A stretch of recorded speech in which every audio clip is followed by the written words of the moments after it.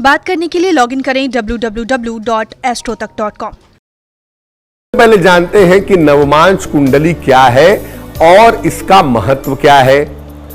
ज्योतिष के अध्ययन में जन्म लग्न की जो कुंडली होती है, जिसको लग्न कुंडली कहते हैं, वो बहुत ज्यादा अहम होती है। उसके साथ सहायक रूप से 15 कुंडलियां और होती हैं।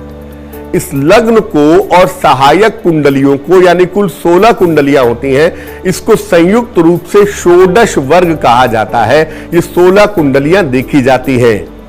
इन कुंडलियों में लग्न और नवमांश कुंडली सबसे ज्यादा महत्वपूर्ण होती है। अगर लग्न कुंडली को हम शरीर मान लें तो नवमांश कुंडली उसकी आत्मा है। बिना नवमांश देखे जन्म कुंडली पर विचार नहीं करना चाहिए, वरना इसके परिणाम सही नहीं होंगे। नवमांश कुंडली से आप ग्रहों की शक्ति, वैवाहिक सुख और तमाम रहस्यों को आसानी से जान सकते हैं। अब ये जानते हैं कि नवमांश कुंडली का रहस्य क्या है। देखिए, कुंडली का आधार जो होते हैं वो होते हैं ग्रह और ग्रहों की ताकत।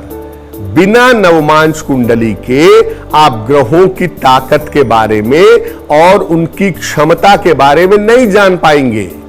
अगर कोई ग्रह लग्न कुंडली में मजबूत है और नवमांश में कमजोर है तो वो एवरेज हो जाएगा, औसत फल देगा। अगर कोई ग्रह नवमांश में मजबूत हो और लग्न कुंडली में कमजोर हो तो भी उत्तम फल देगा। अगर कोई ग्रह लग्न और नवमांश दोनों में मजबूत है तो जिंदगी में बेहतरीन परिणाम देगा। इसी तरह से अगर नवमांश कुंडली में कोई राजयोग बनता है या दुर्योग बनता है तो वो ज्यादा शक्तिशाली हो जाता है। बिना नवमांश कुंडली का सूक्ष्म अध्ययन किए बिना अगर आप विवाह करते हैं या करवाते हैं तो इसके परिणाम गंभीर हो सकते हैं। अब ये जानते हैं कि नवमांश कुंडली से विवाह के बारे में निर्णय कैसे लें। देखिए, नवमांश में शुक्र की स्थिति जरूर देख लें। इसके अलावा कुंडली में तत्व का विचार करें। अग्नि तत्व है, जल तत्व है, वायु तत्व है, कौन सा तत्व है। नवमांश कुंडली में ये जरूर देखें कि 8वें खाने की, अष्टम भाव की और द्वादश भाव यानी 12वें खाने की स्थिति क्या है। नवमांश कुंडली में ये भी देख लें कि मंगल कैसा है। लग्न और नवमांश को देखकर ही विवाह का सही निर्णय ले तो अच्छा होगा। अगर जिंदगी में या ग्रहों में नवमांश कुंडली की वजह से कोई प्रॉब्लम आ रही हो तो क्या करेंगे।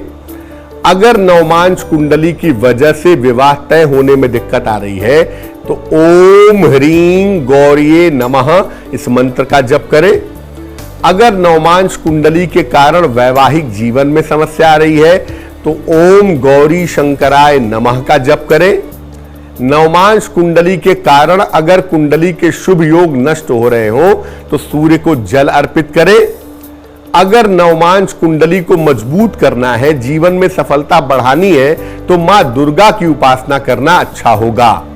अगर नवमांश कुंडली बहुत ही कमजोर है तो शिव पंचाक्षरी स्तोत्र का पाठ करें या नमः शिवाय का जप करें तो लाभ होगा।